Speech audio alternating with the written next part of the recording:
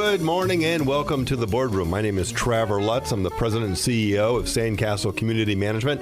Every week we bring you this program called The Boardroom right here on 92.5 Fox News. We bring you the professionals, people that you need to hear from that are going to help your association, whether that be a condominium or an HOA or maybe a marina or an office park or any other type of shared ownership community. These are the professionals that really work behind the scenes, keep them running, help you make good decisions, and make sure that they become great places to live or work. And today's no different. We're lucky enough to have Joshua Porter. He's the owner of Consult Engineering. We're discussing today owner representation on capital projects. And Josh, we're glad you're here today. Thanks for having me again. This is a great topic, and this is something that I don't think we've ever discussed, and even off air, I don't think we've ever discussed it. Let's talk about what is owner representation on capital projects. First of all, what are capital projects? Let's define that first. Sure. Capital projects can best be described as the projects that are listed in your reserve study.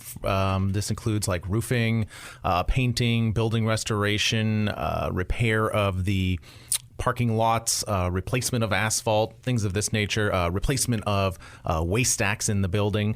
Any project that requires the repair, addition, or modification of any capital asset. Now, some board members and some boards and associations, they put some other things in their reserves just so that they have a line item where they can save for that aren't capital projects. But these are really bigger ticket items, aren't they? And they're long term. They are. They're definitely the bigger ticket items. The rule of thumb kind of is the $10,000 mark. That doesn't apply necessarily all the time. For example, if you're replacing a couple AC units and they cost more than $10,000, you probably wouldn't hire an owner representative just to oversee AC replacement. But that's kind of the ballpark where you need to start thinking, okay, this project is going to cost us over 10 grand. Do we need expert owner representation? And, in condominiums, of course, there's a requirement to have reserves or to reserve for these types of items. HOA is not the case. There is no requirement there. But from a fiduciary standpoint, boards really do need to do that. They need to be preparing for these long-term capital expenditures.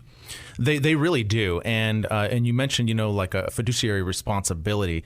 We do a lot of talking to boards about their fiduciary responsibilities, and a lot of attorneys do as well. And there's so much misconception out there about what they think their fiduciary responsibility is. And the common one we hear a lot is that they have a fiduciary responsibility to save their association members money. And sometimes this ends up pushing their decision making into hiring contractors and experts and consultants that maybe they really didn't want to hire, but they felt like they ought to take the low bid. That's more of a political decision, I think. Those are the people that want to make sure they stay on the board and make sure that their association dues don't go up. That may be. I don't know who would want to stay on the board too long, though. Well, again, you're right. There is no requirement by associations to go with a low bidder, but a lot of associations think if they get 3 bids, and whether they're doing roofs or paint or asphalt, that they have to go with the low bidder, and that's just not the case. That's right. We had a roofing project that we sent a proposal in on, and I think we were $10,000 or $12,000 more than the person who won the job. And the client actually called me and said, well, we really, really liked you. We really felt like you guys would be the best fit and would handle this project the best. But we felt we had a fiduciary responsibility to our ownership to save them money, so we went with the low bidder. And we were talking, a $12,000 split difference, which isn't a small sum of money, but we're talking, over a $2 million roofing project.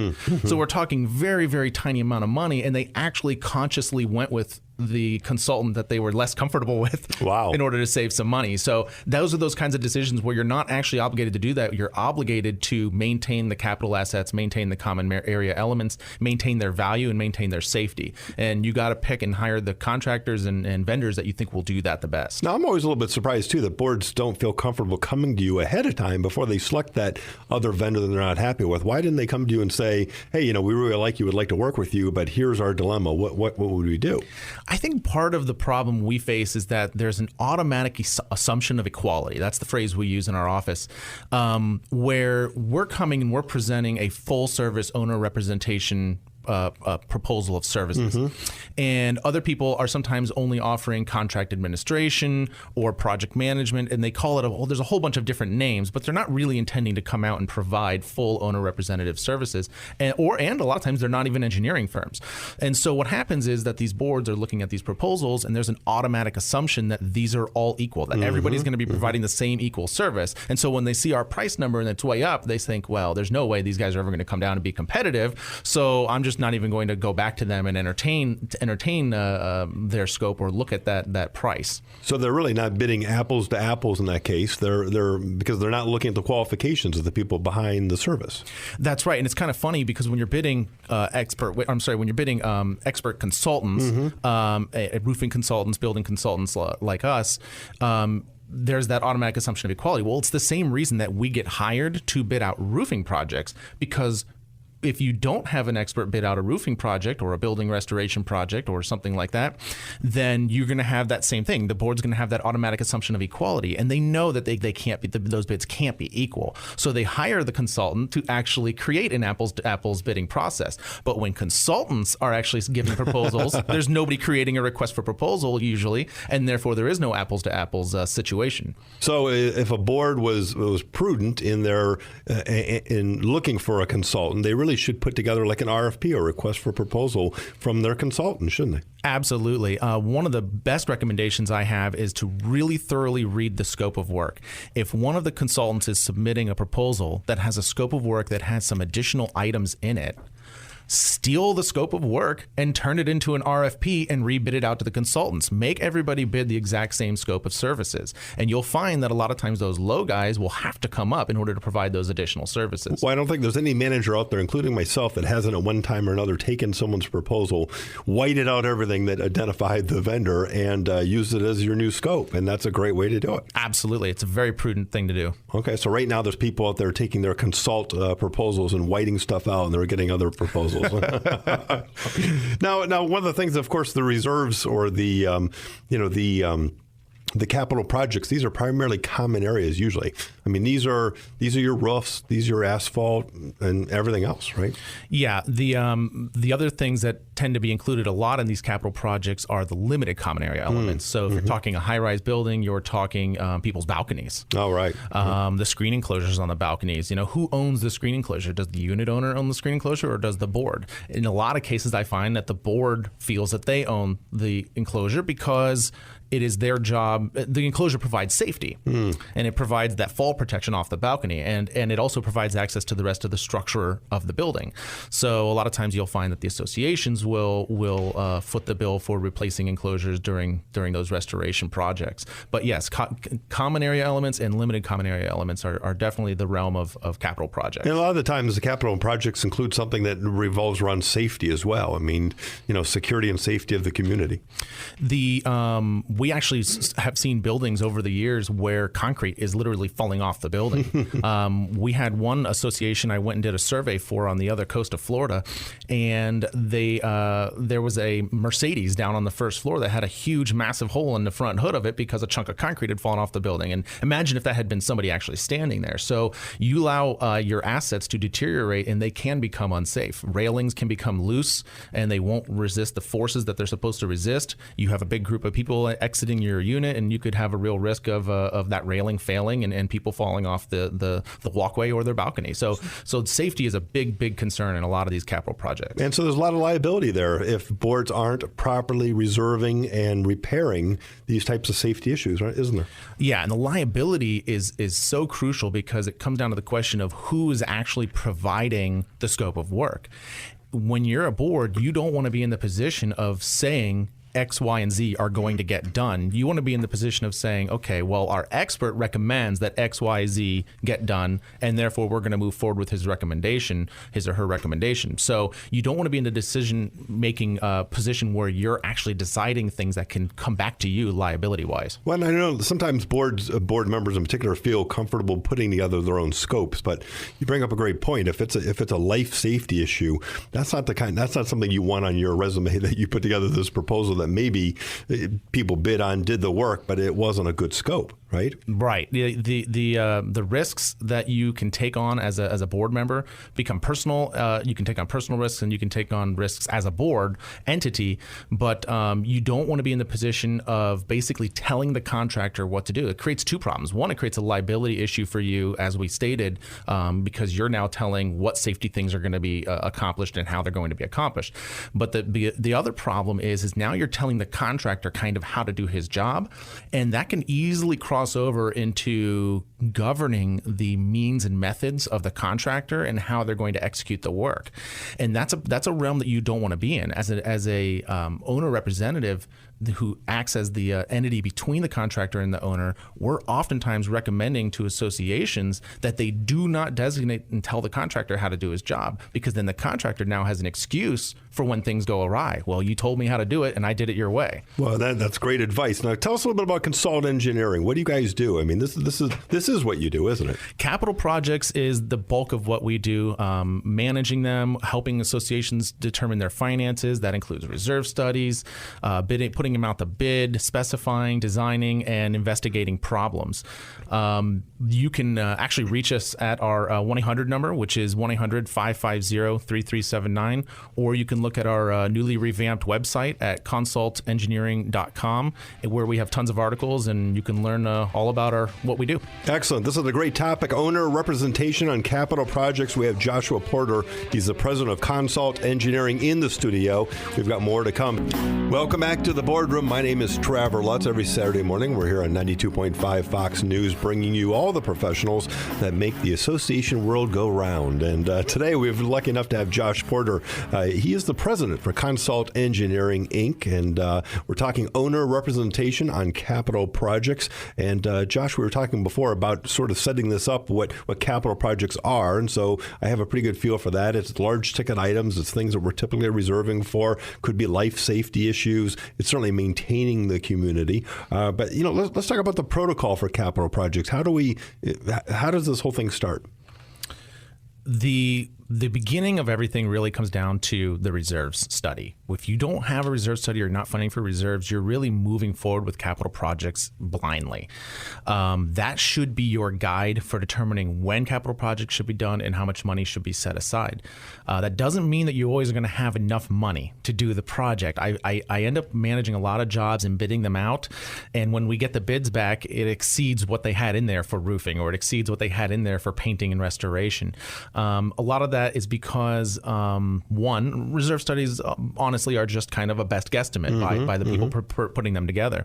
But the other problem is that a lot of people who are putting together reserve studies don't manage projects. They don't see the real world pricing, and they have trouble estimating these jobs accurately sometimes. Well, and I know you and I had this conversation a couple months back, and I see a lot of reserve studies that look like they're intentionally padded by people that maybe they don't know the real world expenses, because they don't want to have their client come up short when it comes time to do the project, so they just throw in 10 or 15% just to make sure that they hit the number, and that doesn't make sense either. Then you may be over-reserving for a project. Right. What we try to do is we try to estimate the individual line items as dead on as we can, and then a lot of associations these days are pooled funding their reserves. So what we do is we build in what's called a threshold, and it's basically an automatic minimum cushion that the account should never fall under. Right. And that minimum cushion can be borrowed against essentially to handle any overages in actual projects that come along.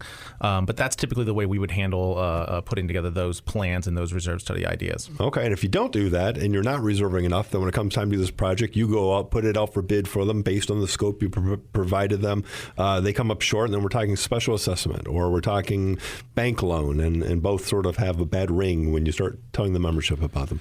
Absolutely. I have a client right now that I think, in the 2 or 3 years that they've been in control from after turnover from the developer, they've had 3 or 4 special assessments already, because there was no reserve, and there's nothing in there. So every tiny little project that needs done, they've got to go back to the membership, and they've got to special assess for that. Well, that means the board turns over on a regular basis too, because they're special assessing constantly. Now, what kind of capital projects need expert owner representation? Because as we talked about in the reserves, you may have some very small ticket items or items that really aren't reserves, and there's others that are huge items, painting and roofs. So what is the threshold? How do we decide when we need you to step in? Well, I would say most jobs that are under $10,000, you don't need project management. You don't need owner representation. That's just kind of a ballpark rule of thumb. You might need some design work. For example, if you have a handicap ramp on a building that needs to be modified, you can consult with an engineer and get them to do the design, but you don't necessarily need him to bid it out or manage that job. Projects that are over $10,000, but still are kind of small jobs, $20,000, $30,000 jobs, those a good consultant can come to you and he can present to you optional services, and you can kind of pick and choose, kind of like a la carte. So maybe we want you to put this thing out to bid so to make sure we get apples to apples bids, but we don't really feel like we need you to manage the job.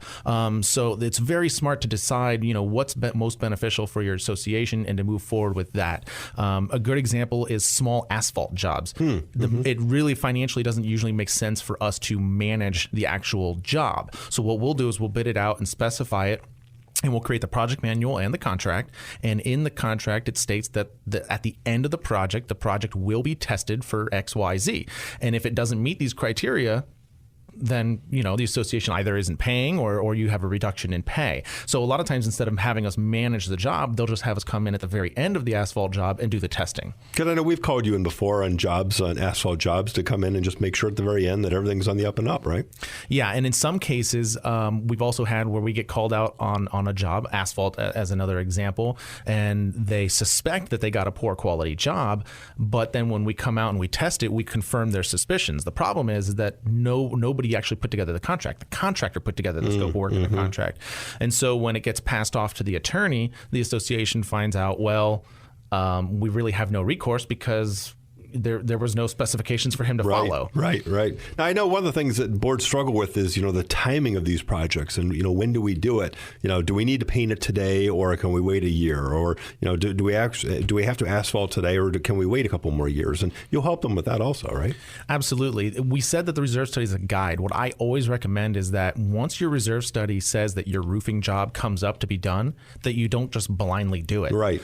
I would actually hire a roofing consultant or an engineering firm like us to go out there and evaluate the roof first. And sometimes, in some cases, we can even do testing. We had a church call us out for a roof.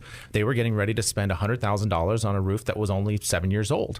And we went out and walked the roof, and we recommended that we did some bonding pull tests. So we pull tested the roof, and we found that the roof was structurally fine and that there was some repair and maintenance issues that needed to be addressed. And we ended up getting them another 4 or 5 years out of their roof. So a lot of these large capital projects, building restoration, painting, you typically tend to paint on the year you're supposed to paint. But other projects like building restoration, roofing, paving, those types of projects, you're going to really want to, when it comes up on your reserve, then evaluate it and see how many extra years you can get out of it. And I love the fact that by using, consult engineering or someone else of your caliber, you've got a disinterested third party that's looking at this and not trying to sell you something. Because certainly some great roofing companies out there, great asphalt companies, but they're trying to sell you something, and you're not selling it. You're selling your services. Yeah, and not only that, you have to question what are they selling. So if you hire a roofer to come out and evaluate your roof, and he says, well, you've got another 3 years on this roof, you got to remember that a lot of roofing contractors are built around maintenance and servicing. So they make most of their money off of maintaining and servicing roofs as opposed to re-roofing roofs. So you also don't really know what their intention is when they give you a recommendation. Now, if an association out there says, we got some upcoming projects, we need to get somebody to come in and, own a representation for us, how do we go about evaluating? How do we decide? I mean, it's tough to bring somebody in like you and figure out what can you do for us? The first thing we always recommend is really distinguishing the types of firms that you're bringing in and making sure that you're bringing in firms that will actually provide owner representative services. There's a real distinction to be made between owner representative services and contract administration. Now, most people don't know. I mean, so what's the difference here? And the other sad thing is that a lot of firms out there are saying that they do owner representation, but they're only offering contract administration. Right. Contract administration is essentially walking the job from beginning to end, and you do go out to the job site and you make sure that the work got done. And then when you verify that the work got done, you process pay applications, you receive waivers of release of liens and on behalf of the association, and you basically administer the contract. All important stuff. Right. The difference between an owner representative and a contract administrator, the biggest one is that we're not just out there looking to make sure the work got done, but we're out there making sure the work got done right. which means we're out there more often. And we're looking for things. We're looking at the process of the way the contractor's installing the roof or installing the waterproofing.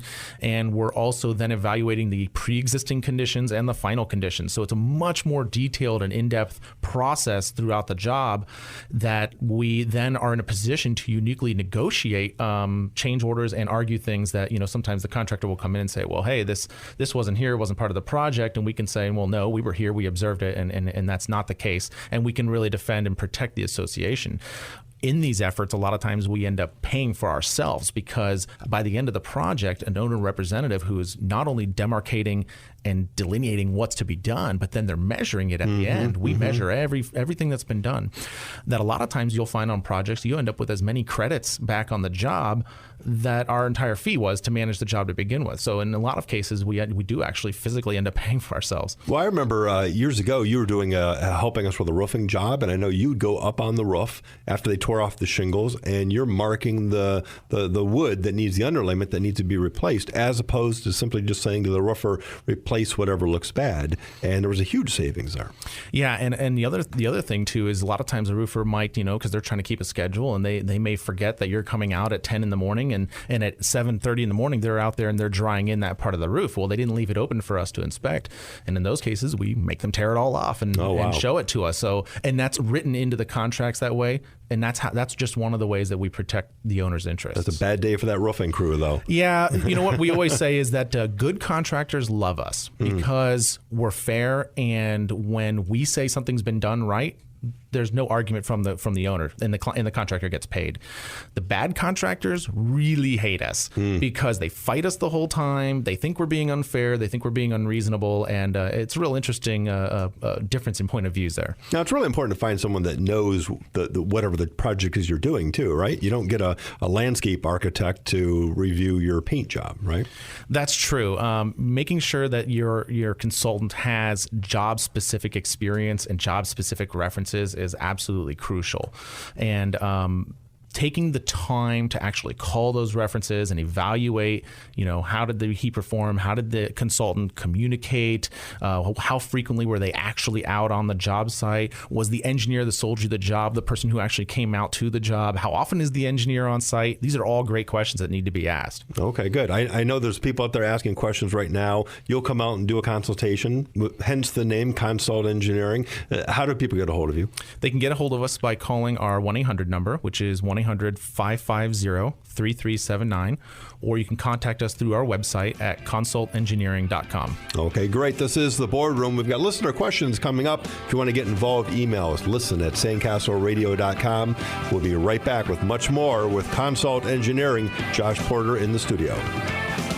We're glad you joined us this morning. My name is Traver Lutz. I'm the president and CEO of Sandcastle Community Management, locally owned property management firm specializing in condominiums, HOAs, marinas, co-ops, you name it. We can help you with any type of shared ownership. And each week we bring you the boardroom. These are the professionals, people that know the association business, are working behind the scenes, making sure your association stays on track, making sure it's well maintained, that your buildings are pristine. And today we're lucky enough to have Joshua Porter, a return guest here in the boardroom from Consult Engineering. We're talking owner representation on capital projects. This is a big deal, isn't it? Because we're talking about projects that are costing tens of thousands of dollars, sometimes $1 million projects, and the boards need your help, don't they? They absolutely do, and they benefit greatly by having good owner representation. And we talked about that last segment. A lot of times the consultant, the value added to it will pay for itself just in savings alone, whether it's the amount of plywood or whatever else is being used. A lot of times you're right there identifying where something doesn't need to be spent. Well, there's also another unseen savings that is there. It's qualitative, but it's not really quantitative. So I usually don't ever mention it as a selling point for our services, but it's truly there. And that is the actual apples to apples bidding that we create. When we create a scope of work for contractors to bid a job, and it's truly apples to apples, there's no wiggle room left. So every contractor comes to the table and he's basically negotiating with his overhead and profit margins. So this causes contractors to be very aggressive, the ones that want the work to be very aggressive and come in and bid jobs aggressively, which saves the client money up front. The other thing that saves money, which was kind of an intangible, is that the contractors that we're used to working with and that we've managed in the past, they have a trusting relationship with our firm. And they don't like dealing with these wild and crazy boards out there that, make all these strange decisions. And right. And they like having an engineer that they know will act as a good buffer and act as a good owner representative, but also understands how the contractor works. And we've had one client that actually called the contractors because they weren't really sure if they wanted us to manage the job. And all the contractors came back and told them that it would be an extra premium amount probably to if they didn't know who was going to be managing the job. It wasn't about me or not me, but they said, hey, if your board's going to manage this job, we're charging extra. So I thought that was pretty interesting. I've never seen that before. So you're the buffer then, is that what it is? You're the buffer between the board and the contractor to some degree. Absolutely. And we also take a lot of stuff off of the association's plate. The contract gives us the power as the owner representative to reject non-compliant work, to make the contractor tear out things that he covered up too early. We mentioned that before. It gives us a lot of powers to make the contractor do things right without having to go back to the board for every tiny little issue that's a problem. If there's a dispute between what we say and what the contractor says, then that needs to come back to the board, and that can be resolved usually in a very professional manner, governed by the governing documents of the contract. Let's talk about the work scope of any project, and we'll just be generic, I guess, and in the selection of materials and all that. How does that come about? The association really wants to be in a position where they're not deciding the scope and materials. They really want to have your consultant recommend the scope and the materials. What you want to be doing as a board is you really want to be grilling that consultant to make sure that they understand the scope that they have recommended and that they can justify the materials that they're using as well. And there's some ways that the association can actually evaluate the quality of the scope and work that the consultant has recommended. Now, the boards, of course, or the associations are choosing colors of roofs, paint, and that type of thing. But you're talking about the real nuts and bolts of it. You don't want the board necessarily making the decision of exactly what type of tile to be used. That's something the consultant needs to be recommending to them. Correct. Tile roofs. Are you going to do a one-layer underlayment or two-layer underlayment? How many mills are you going to do? These aren't decisions that the association necessarily needs to make, but they need to know why the consultant made them. Absolutely. There's ways that you can actually evaluate these things too. If you're questioning why is the consultant leading me in this direction or not. I had one project where we specified a hot applied waterproofing membrane on an amenity deck. And the question came back, well, why aren't we doing a cold applied waterproofing membrane? Because that's what was there before. And it was considered an upgrade of service. So in a situation like that, you can actually bring in the product representative. In that case, we actually brought in the product rep for the hot applied waterproofing membrane before the project even went out to bid, so that the association could learn about the material and learn why this material is a better suit for this project. They also, during the interview of the contractors, they questioned the contractor on the material selection. Do you agree with the engineer's choice of materials? Question. That's great. Because most contractors might shy away from telling you the truth, but if they truly believe in that it's the right scope of work, you'll see their genuine response. And then the other thing that we're now coming across more and more often is associations are actually getting second opinions. They're hiring a firm like us to do a second opinion on somebody else's scope and work. Sure. And we've had 2 of our projects in the last year. They've gotten a second opinion on by another engineering firm on our scope of work and our project manual before it went out to bid. So even if an association hasn't contracted consult engineering ahead of time, if they're now into a contract or they're into an agreement with a vendor, I mean, they still could come to you and say, what do you think? Did we make the right decision? Absolutely. And we've even had some smaller situations where they've had an engineering consultant prepare the scope of work. The project started and they had problems halfway through the project, and they didn't want that engineer involved anymore. And they had us come out and evaluate what had been done to the date, how, what was spent, the scope of work moving forward, the pricing moving forward. We were able to negotiate with the contractor because some of the pricing was just through the roof, and we were able to negotiate with the contractor and say, hey, listen, if you want to continue doing phase 2, because it was a 2-year project, if you want to continue doing the work next year, we got to work on these prices because they're way out of market.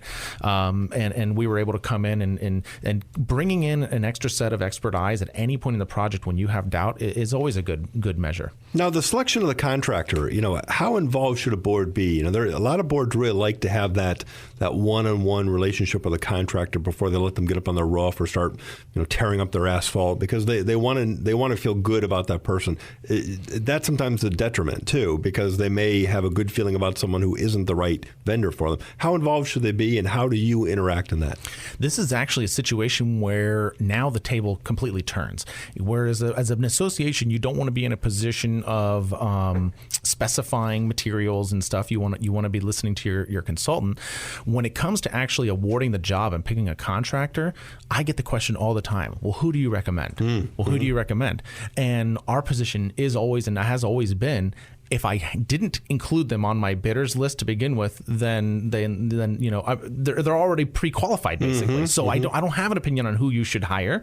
But this also gives associations a little bit of a surety, because they feel like, well, if you've kind of pre-qualified all the contractors and you've managed them all in the past, which we have, then we feel pretty comfortable going with the low bid. So what I always recommend is, before you award the job, interview at a minimum the low bidder. Interview him, because if you just think, wow, this guy's crazy, and you guys just are not a good fit, your board and that contractor, then you can maybe decide, okay, well, let's shelve the low bid and let's look at the next bidder up and see if he seems a little more competent to us. So you're constantly, I'm sure, avoiding any type of conflict of interest. Make sure that there's no relationship between you and those you're recommending. Yeah, you really, really, really want to make sure that not only in project management, where you want to make sure that your consultant doesn't have an ongoing financial relationship with any of the contractors, which we don't.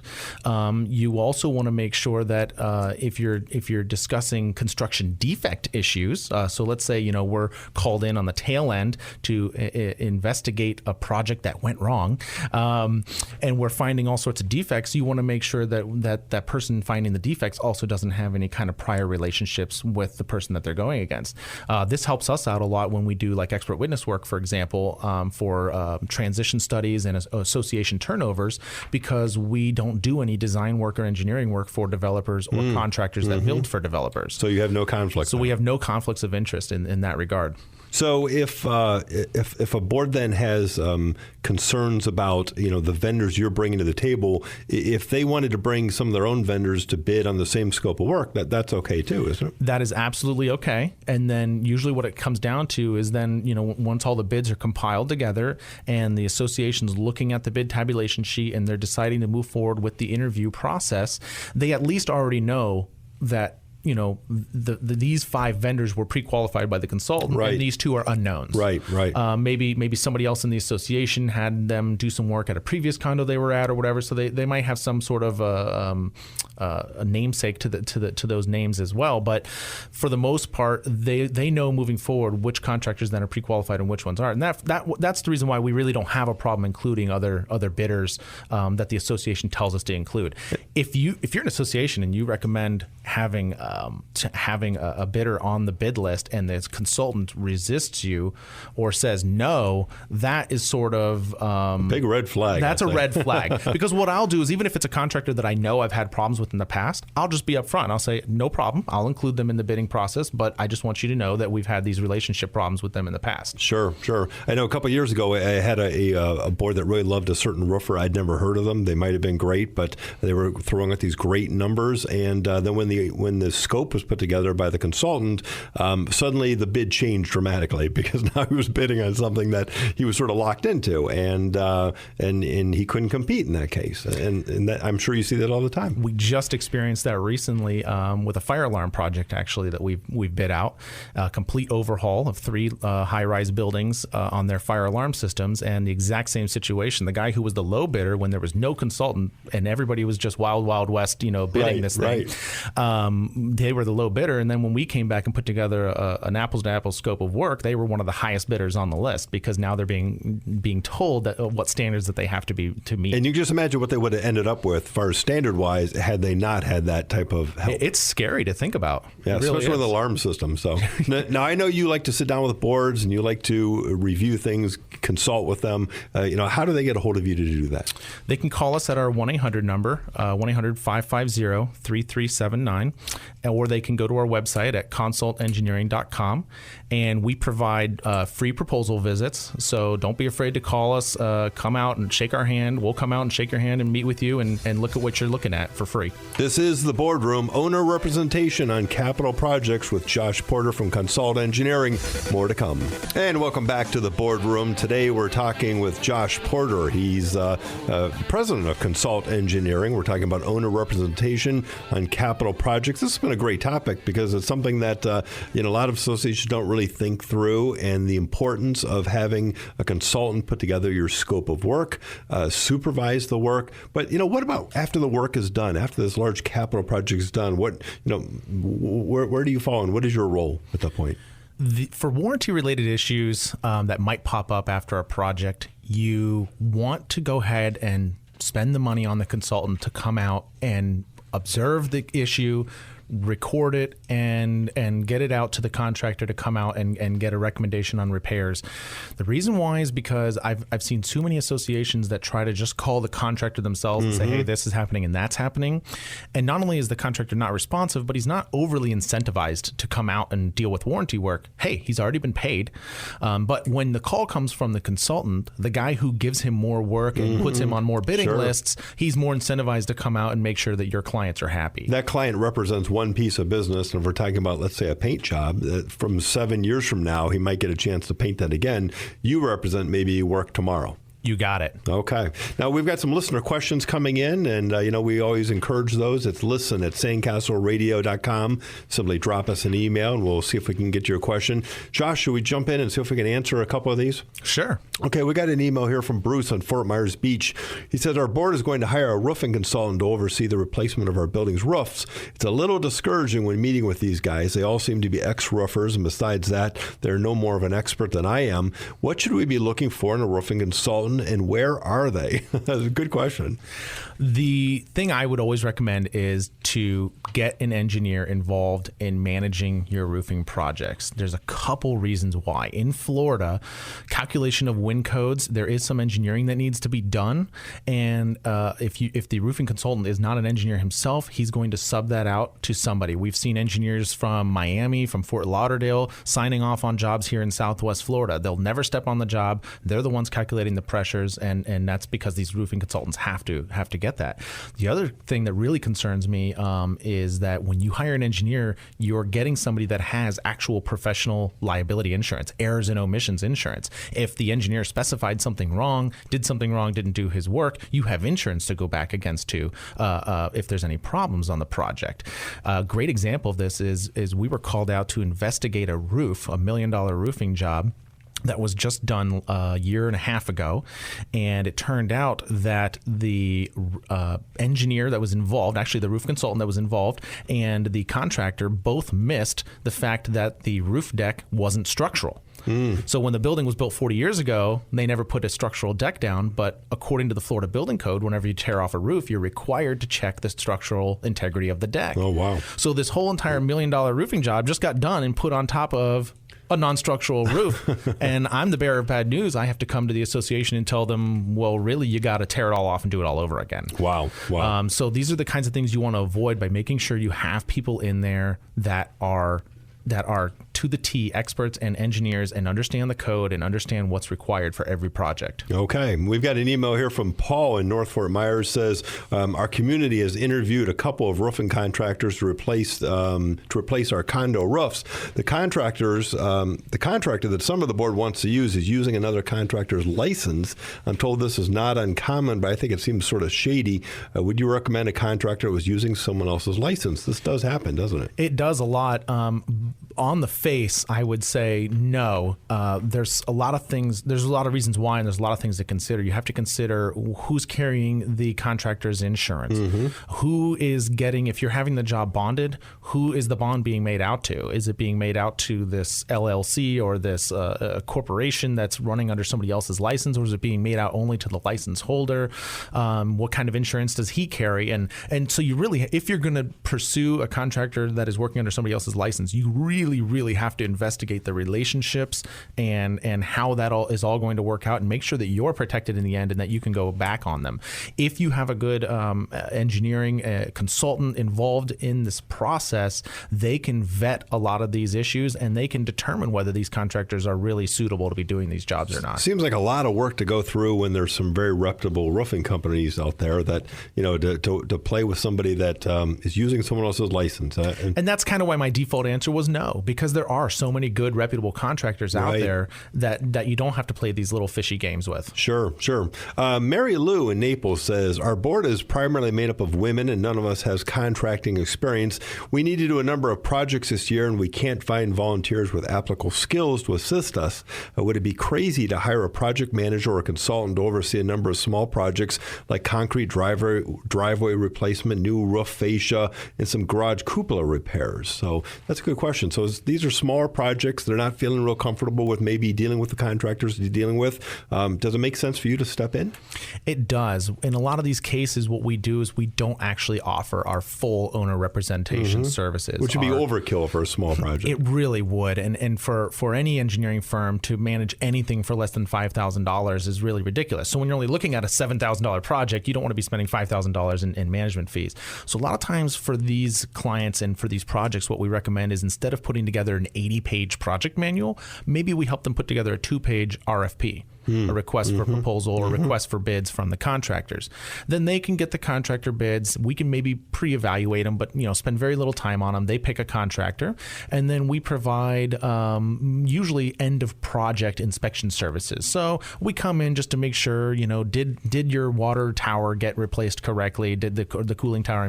Did your ACs get replaced correctly? Did your concrete driveways get done appropriately? And we're not really there the entire time breathing down the contractor's neck, but the contractor is aware, because we put it in the RFP, that we are going to be there at the end of the project to check his workmanship. So you're there at the beginning, you're at the very end, and then it's just the supervisory part in the middle that someone else is going to have to handle. But again, if the contractor follows the RFP and their proposal and scope of work, there shouldn't be a problem. That's true. And keep in mind that for small dollar projects, they're typically short duration projects too. Right. A concrete driveway is going to get demoed and repoured in a matter of a couple days. Right. So having an engineer out there for a process that happens so fast, he would have to be out there every day, the whole 3 days. It's not really worth that money. You'll spend more on the engineer than you will on the driveway. Okay. Ned in Lehigh Acres says, we're getting ready to put a new roof on our building and the contractor provided several references. Does it really pay off to call references that were provided by the contractor? It's not like they're going to give you the name of someone that hates them, so why bother checking the references at all? I've wondered this myself for many years, and a couple years ago, I met a board member that ran a large corporation, and I actually was in on a conference call as he called these references, and I thought it was very interesting because he didn't ask, were they a good contractor? Were you happy with them? Because the obvious answer is always going to be, well, yeah. They wouldn't be on the reference list, so it seems like kind of a waste of time. He actually was very pointed and very specific. He asked 3 primary topics I noticed that he asked for every reference that he called. The first one was he asked, how did the communication with the contractor go? Were they easy to get a hold of? Could you get them on the phone? How often was the owner of the company or the superintendent who sold you the job, how often was he on site? How good was the communication? A lot of times these people who said, well, I'm happy with the final product, they said, well, yeah, it was a little tough getting them on the phone. They might be a little more honest with these things. Right. The second thing that he asked them was, how did the budget end? Did they complete this job on budget? That's a great Was there question. change orders? Were the change orders explained to you? Who explained the change? Was it your engineer or was it the contractor? And he really grilled these guys, these four references. But the third thing he asked was also then the schedule. Did they complete on time? Was there liquidated damages assigned to your project? Was there a limited duration?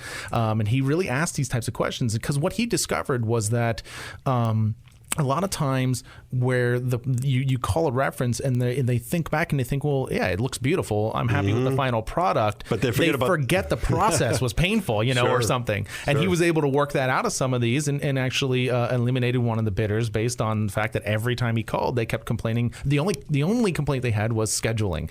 And he said, well, his particular project was very critical that they get the building up and running again quickly. So he said, okay, well, this is too important for me to pick this contractor. Okay, you may have made me a believer again. I'll start checking references. So it's a job. Got an email here. JR in Cape Coral says our plumbing contractor gave us some bad advice, and now we have a bigger problem on our hands than we did before they did the work. We're going to need to sue them and get this rectified. Our attorney says we will need an expert witness that can testify that the work was poorly designed and executed. Is this something that you could assist us with? This is something we commonly do. Expert witness services are now something that we actually advertise on our website, whereas before we kind of just only offered them to people who specifically requested them. And the reason why is because we have so much experience now in all of the building sciences, roofing, restoration, plumbing, fire alarms, all these types of different aspects of the building, that we can really take that experience and parlay it into expert witness services. So when we look at the way something gets designed, we can evaluate it against the codes, and we can determine if the plumbing design was actually designed correctly. Did they use enough fixture units? Did they use the right diameter pipe? Then you eliminate the possibility of design errors, and then you start evaluating the actual work that got executed on the job site. Did they use the right materials? Did they use the right size pipe? Does it have the right number of vents? And we can actually evaluate that, and we can provide those services on their behalf. Okay. Well, Josh, I know there's people out there and they need either an expert witness or they need some help with an RFP, or they need to have you go and take a look at the scope of work that they've developed. There's a lot of needs out there. How do people get a hold of you? How do the people set a time to sit down with you? They can call us at 1-800-550-3379. We come out and we'll do a free proposal visit, no problem. Or you can always read any number of our articles on our website, and radio shows are all there on consultengineering.com. Okay, excellent. Well, this has been Joshua Porter, the owner for Consult Engineering, owner representation on capital projects. Until next week, we wish you well. Bye-bye.